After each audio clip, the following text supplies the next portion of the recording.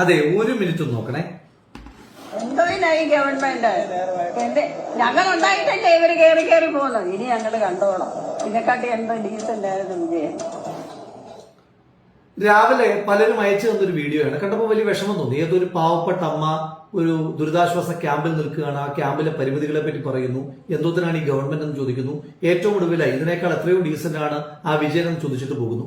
ഇത് കണ്ടപ്പോൾ തന്നെ ജില്ലയിൽ ഉത്തരവാദിത്തപ്പെട്ട ദുരിതാശ്വാസ പ്രവർത്തനങ്ങളുമായി നിൽക്കുന്ന ഉദ്യോഗസ്ഥന്മാരെ വിളിച്ച് വിവരം അറിയിച്ചു. ആറന്മുള MLA ശ്രീ അബിൻ വർഗീയെ ഫോൺ കിട്ടിയപ്പോൾ അദ്ദേഹത്തോട് സംസാരിച്ചു.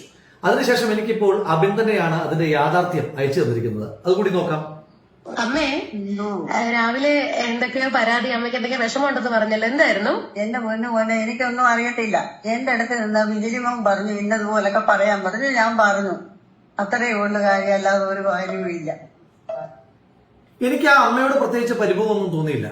പക്ഷേ ആ നിസ്സഹായമായ അവസ്ഥയിൽ നിൽക്കുന്ന അമ്മയുടെ നാവിലേക്ക് സ്വന്തം കുത്തിത്തിരിപ്പ് രാഷ്ട്രീയം കുത്തിത്തിരികെ കൊടുത്ത ആ ബിജിലിമോൻ ആരാണെന്ന് കാണണ്ടേ?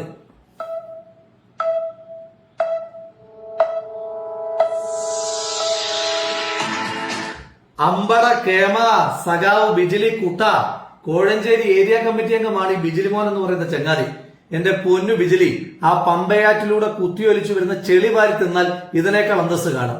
ഒരു നാടിനെ ചേർത്ത് പിടിക്കുന്ന നാട്ടിലെ MLA അബിൻ വർക്കിയും കുറെ ഉദ്യോഗസ്ഥന്മാരും വിവിധ രാഷ്ട്രീയ പാർട്ടിയിൽപ്പെട്ട ആളുകളുമെല്ലാം ഒരേ മനസ്സോടുകൂടി പ്രവർത്തിക്കുമ്പോൾ അതിനിടയിലും ഈ വിഷവുമായി കയറാൻ ചില്ലറ ഉടുപ്പൊന്നും പോരെന്റെ പൊന്നു ചങ്ങാതി. നിങ്ങളെപ്പോലുള്ള ദുരന്തങ്ങളെയും ഈ മഴയും ഒരുപോലെ ഈ നാട് നേരിടും.